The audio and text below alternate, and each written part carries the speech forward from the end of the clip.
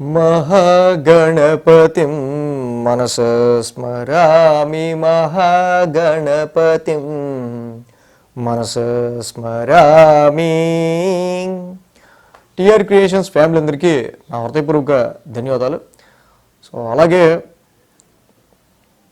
ఈ యొక్క మాసంలో సెప్టెంబర్ మాసంలో 7వ తారీఖు నుంచి 13వ తారీఖు వరకు కూడా, అంటే సెప్టెంబర్ మాసం 2వ వారానికి సంబంధించి వార ఫలాలు ద్వాదశ రాశుల వారికి ఏ విధంగా ఉండబోతున్నాయి ఏంటి అనేది మనం ఇక్కడ ఈ వీడియోలో చూద్దాం ఇవాళ.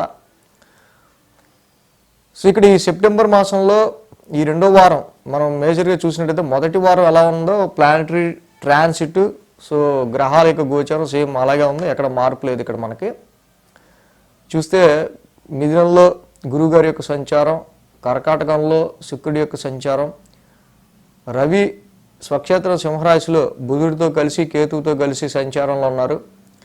కుజుడు కూడా కన్యారాశి శత్రుక్షేత్రంలో కుజుడి యొక్క ఇక్కడ గోచారం ఉంది. కుంభరాశిలో రాహు యొక్క సంచారం జరుగుతుంది. శని భగవానుడు కూడా మీనరాశిలో వక్రించి ఆయన గోచారంలో ఉన్నారు, రెట్రాగ్రేషన్లో ఉన్నారు. మెయిన్గా ఇక్కడ మనం చూసినట్టయితే కనుక చంద్రుని యొక్క సంచారం ఈ వారం కుంభం, మీనం, మేషం, వృషభం ఈ 4 రాశుల మీదుగా చంద్రుని యొక్క సంచారం మనకి మెయిన్గా ఇక్కడ కనిపిస్తూ ఉంది. అదేవిధంగా ఇక్కడ మెయిన్గా మనం చూసినప్పుడు శని కుజుల యొక్క సమసప్తమం చెప్పుకుంటూ ఉన్నాం. సో ఇది కూడా కంటిన్యూ అవుతూ ఉంది. మెయిన్గా శని కుజుల యొక్క సమసప్తమం ఆధారంగా, ఈ గ్రహాల స్థితి ఆధారంగా, చంద్రుని యొక్క గమనం ఆధారంగా ద్వాదశ రాశుల వారికి సంబంధించి ఎలాంటి ఫలితాలు ఈ వారం ఉండబోతున్నాయి ఏంటి అనేది మనం ఇప్పుడు చూద్దాం. మీన రాశి వారికి సంబంధించి చూద్దాం. మీన రాశి వారికి పంచమంలో శుక్రుడు, షష్టమంలో రవి, షష్టమంలో బుధుడు, షష్టమంలో కేతువు 4 గ్రహాల యొక్క అనుకూలత మీన రాశి వారికి ఇక్కడ యోగిస్తూ ఉంది. ఇక్కడ మనం చూసినట్టయితే కనుక ఏదైతే మీన రాశి వాళ్ళకి సంబంధించి పంచమంలో ఈ యొక్క శుక్రుడి యొక్క సంచారం చాలా వరకు సంతానపరమైన విషయాల్లో కావచ్చు, ముఖ్యంగా ఎన్ని మనకి హెక్టిక్ ప్రెషర్స్ ఉన్నా 5th హౌస్లో ఇలాంటి శుక్రుడు లాంటి ఒక మంచి ఎంటర్టైన్మెంట్ ప్లానెట్ ఉండడం వల్ల ఎంటర్టైన్మెంట్కి కొదవ ఉంటుంది. ఎప్పుడైతే పంచమ స్థానంలో చక్కగా శుక్రుడి యొక్క సంచారం ఉంటే మీ ఇష్టమైన వాళ్ళతో మీరు మనగలుగుతారు, మీ ఇష్టమైన వాళ్ళతో మీరు ఉండగలుగుతారు. దీనివల్ల మీకు కొంచెం వరకు శుక్రుడి యొక్క లవ్ అండ్ అఫెక్షన్కి కారణమైన శుక్రుడు పంచమ స్థానం ఉండటం వల్ల ఎక్కువ మీకు అంటే మిమ్మల్ని ఎవరైతే అభిమానిస్తారో చక్కగా వాళ్ళతోనే ప్లెజెంట్గా ఉందాం అన్న సిచ్యువేషన్ని, అలాంటి ఆలోచన కలుగు చేస్తుండటం వల్ల చక్కగా మనకి నచ్చిన వాళ్ళతో మనం ఉండటం వల్ల ఎక్కువ మనకి అలా కూడా మనకి కొంచెం హ్యాపీనెస్ ఉంటుంది. సో అలాగే రవి బుధ కేతువుల యొక్క కంజంక్షన్ ఇక్కడ మనకి 6th హౌస్లో జరుగుతుంది. ఇక్కడ రుణ రోగ శత్రుస్థానమైన ఈ స్థానంలో అక్కడ కేతు ఉండనివ్వండి, రవి ఉండనివ్వండి, బుధుడు ఉండనివ్వండి. సో ఈ గ్రహాలన్నీ కూడా జనరల్గా అయితే ఈ గ్రహాలన్నీ కూడా మనకి 6th హౌస్లో మంచి దిగ్బలంలో ఫలితాన్ని ఇచ్చేవి. 6th హౌస్ అంటే ఇక్కడ మనకి కాంపిటీటర్స్ కావచ్చు, కాంపిటీషన్ కావచ్చు, ఆరోగ్యపరమైన విషయాలు కావచ్చు, ఎనిమీస్ మ్యాటర్ కావచ్చు, ఏదైనా సరే మన డైలీ రొటీన్లో వచ్చే అనేకమైన ఇబ్బందుల నుంచి మనల్ని బయటపడేయడానికి రవి బుధ కేతువుల యొక్క కంజంక్షన్ 6th హౌస్లో ఉండటం వల్ల డెఫినెట్గా we give tough fight to our enemies. మనం మన ఎనిమీస్కి టఫ్ ఫైట్ని ఇవ్వగలుగుతాం. బట్ ఎంత పోరాటం చేసినా సమ్ డిసాటిస్ఫాక్షన్ అనేది కంపల్సరీ ఉంటుంది. అది కోర్టు కేసుల్లో అయినా, లేకపోతే వివాదాస్పద విషయాల్లో అయినా, లేకపోతే మనకు వచ్చే డైలీ రొటీన్ విషయాల్లో మనం సాధించాం అనుకున్నా కూడా కేతు వల్ల డెఫినెట్గా డిస్సాటిస్ఫాక్షన్ ఉంటుంది అక్కడ. సో అలాగే ఇక్కడ 12, 1, 2, 3 స్థానాల మీదుగా చంద్రుని యొక్క సంచారం ఉంది రాశి వాళ్ళకి సంబంధించి. మంగళ బుధ శని 3 రోజులు కూడా ఈ రాశి వారికి అనుకూలంగా ఉంది. ఏదైతే 1000 స్థానం నుంచి చంద్రుని యొక్క సంచారం ఈ రాశి వాళ్ళకి స్టార్ట్ అవుతుందో, పైగా ఇక్కడ గ్రహణం కూడా ఉంది. ఆ గ్రహణం కూడా ఉండటం ఈ రాశి వాళ్ళకి మేజర్గా ఎఫెక్టివ్గా ఉండే ఆస్కారాలు ఉన్నాయి ఇక్కడ. కాబట్టి ఈ చంద్రుడు జనరల్గా 1000 స్థానం నుంచి సంచారంలో ఉంటున్నారు కాబట్టి వారం ప్రారంభమే తీసుకునే నిర్ణయాలు మీకు చికాకును కలిగించే విధంగా ఉంచుకోవడం అనేది మంచిది. సో ఏదైనా మనకి చికాకు కలిగిస్తుంది, ఇప్పుడు ఇది ముట్టుకుంటే అనుకుంటే అక్కడ ఈ వారం దాన్ని ప్రారంభించకుండా ఉండటం మంచిది. కొన్ని ఖర్చులు కూడా ఎలివేటెడ్గా ఉండే ఆస్కారాలు ఉన్నాయి. మంగళ బుధవారాల్లో మనం మెయిన్గా చూసినప్పుడు రాశిలో చంద్రుడి యొక్క సంచారం, రాశిలో శని కూడా ఉన్నారు. సో ఇక్కడ వక్ర స్థితిలో ఉన్నారు శని. మీ కాన్ఫిడెన్స్ లెవెల్స్, ఆరోగ్య పరిస్థితులకు సంబంధించిన విషయాలని కొంచెం మానిటరింగ్ చేసుకుంటా. జనరల్గా ఈ యొక్క శని యొక్క రెట్రాగ్రేషన్ అనేది మనకి నడుస్తూ ఉంది కాబట్టి కాన్ఫిడెన్స్ లెవెల్స్ లూజ్ అవ్వకుండా ముందుకెళ్లాల్సిన అవసరం మంగళబుధవారాల్లో కనిపిస్తూ ఉంది. గురు శుక్రవారాల్లో ఇక్కడ మనకి ద్వితీయంలో చంద్రుని యొక్క సంచారం. ఈ రాశికి ఆల్రెడీ ఆ రాశ్యాధిపతి కుజుడు సప్తమంలో ఉన్నాడు.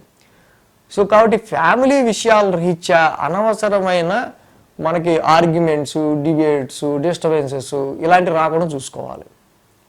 అలాగే ఫైనాన్షియల్గా ప్రాఫిట్స్ పరంగా కూడా సమ్ మనకి డిస్టర్బెన్సెస్ క్రియేట్ చేసే విషయాలు జరుగుతూ ఉంటాయి.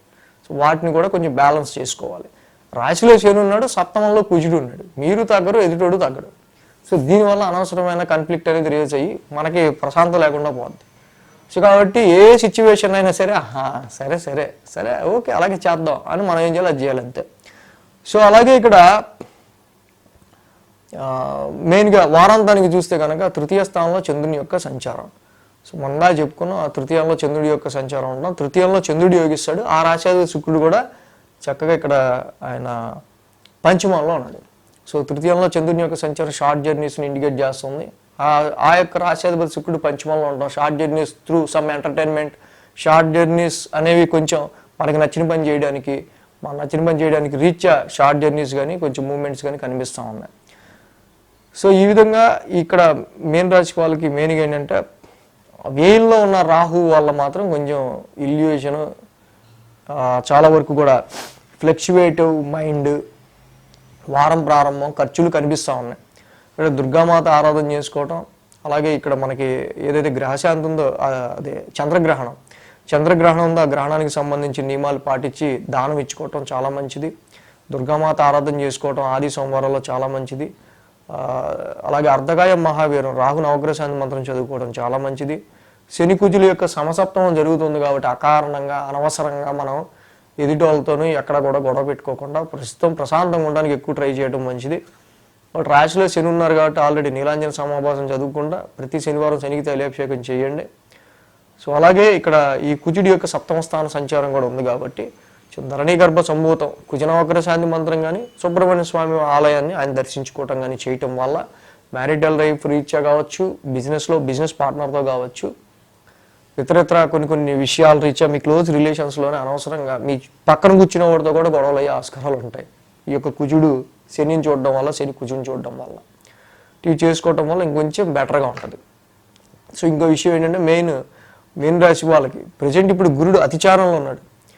సో 1 సంవత్సరం పాటు ఒక రాశిలో ఉండాల్సిన గురుడు ఇక్కడ ఆయన ఒక 6 నెలల్లోనే కర్కాటకంలోకి నెక్స్ట్ రాశిలోకి వెళ్ళిపోతున్నాడు. ఇది కామనే కదా జనరల్గా అనుకోవచ్చు, కానీ ఈ ఒక్క ఈరే అనుకుంటున్నారు అంతా కాదు. బట్ టీఆర్ క్రియేషన్స్ ఫస్ట్ చేసిన రీసెర్చ్ చాలా కాలం తర్వాత ఫస్ట్ ఇది ముందు పెట్టేస్తే అందరూ కూడా కాపీ కొట్టి పెట్టేస్తారని చాలా కాలం నుంచి ఇది విడుదల చేయడానికి, దీని గురించి చెప్పడానికి టైం చూసుకున్నాం. ఇప్పటిదాకా 8 సంవత్సరాలు కంటిన్యూగా గురుడు అతిచారంలో ఉంటున్నారు. 1000 సంవత్సరాలకి ఇది చాలా రేర్ ట్రాన్సిట్. గురుడు 8 సంవత్సరాలు అధిచారంలో ఫాస్ట్ మూమెంట్గా సూపర్ ఫాస్ట్ ఎక్స్ప్రెస్ లాగా ఒక్కొక్క రాశిని మారుకుంటూ వెళ్ళిపోవటం 6 నెలలకు వచ్చారు. అసలు ఇది చాలా చాలా రేర్ కాబట్టి దీని గురించి సంబంధించి ఇంపాక్ట్ వీడియో చేయడం కూడా జరిగింది. ఆ వీడియో కూడా చూడొచ్చు. సో మొత్తంగా ద్వాదశ రాశుల వరకు సంబంధించి వారం రాశి ఫలాలు ఈ విధంగా ఉన్నాయి. Thanks for watching TR creations. ఈ వీడియో కనుక మీకు నచ్చినట్లయితే లైక్ చేయండి, షేర్ చేయండి. మరిన్ని అప్డేట్స్ కోసం సబ్స్క్రైబ్ చేయడం మాత్రం మర్చిపోకండి.